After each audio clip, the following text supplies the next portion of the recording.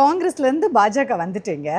பாஜகல 2026 தேர்தலில் விளவங்கோடு சட்டமன்ற தொகுதி மறுபடியும் வேட்பாளராக நிற்கிறதுக்கு விஜயதரணி மேடத்துக்கு வழங்கப்படும் அப்படின்னு நம்பலாமா? இருக்கலாம். கட்சி முடிவெடுத்தா அது நம்ம அதுக்கு அனுசரித்து போகணும்னு நான் நினைக்கிறேன். இல்லை, உங்களுக்கு ஒரு எக்ஸ்பெக்டேஷன் இருக்கும்ல, இது என் தொகுதி, நான் என் மக்கள் அப்படின்ற ஒரு விஷயம் இருக்கும். என் தொகுதி, என் மக்கள், என் மாவட்டம், என் தமிழகம் எல்லாமே நம்ம மக்கள் தானே. அது நிச்சயமாக என் தொகுதிங்கிறது ஒரு இணைப்பிரியாத பாசம் இருக்குது. விளவங்கோடு விஜயதரணின்னு பேரே விளவங்கோடு விஜயதரணி தான் பேரே.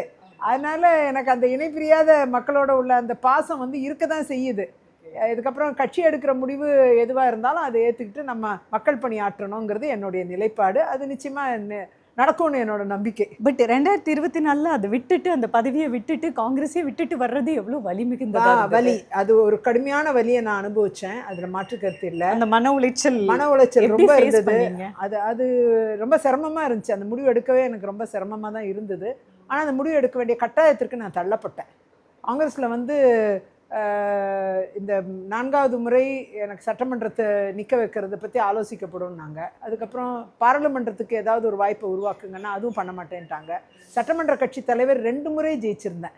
அப்போ என்னை சட்டமன்ற கட்சி தலைவர் ஆக்க மாட்டேன்னாங்க. 3வது முறை ஒரு வாய்ப்பு வந்தது, அதுலேயும் ஆக்க மாட்டேன்ட்டாங்க. அந்த மாதிரி எந்தெந்த வாய்ப்புகளில் எனக்கு மக்கள் பணியாற்றுவதற்கு சான்ஸ் கொடுக்கணுமோ அது எல்லாத்தையும் தடுத்துட்டு இப்பயும் சட்டமன்ற தேர்தல் வரும்போதும் அதுக்குண்டான நிராகரிப்பு தான் இருக்கக்கூடிய சூழ்நிலை இருந்துச்சு. அப்போ இல்லைன்னு சொல்கிற இடத்த விட உங்களை மக்கள் பணி ஆற்றுவோன்னு சொல்லி என்கரேஜ் பண்ணுற இடம் பெட்டர்னு நினச்சி தான் நான் பிஜேபிக்கு வந்துட்டேன்.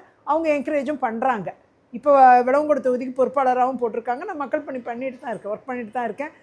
எல்லா இடங்கள்லையும் அங்கே எல்லா வீடுகளுக்கு போகிறது வர்றது, கல்யாண வீடுகள் அட்டென்ட் பண்ணுறது, மரண வீடுகளுக்கு போகிறது, விசாரிக்கிறது, இன்னும் விழாக்களில் கலந்து கொள்வது, இதெல்லாம் தொடர்ந்து தேவையான உதவிகள் செய்யறது, அதெல்லாம் பண்ணிட்டு தான் இருக்கேன். வச்சாங்கல்ல மேம்.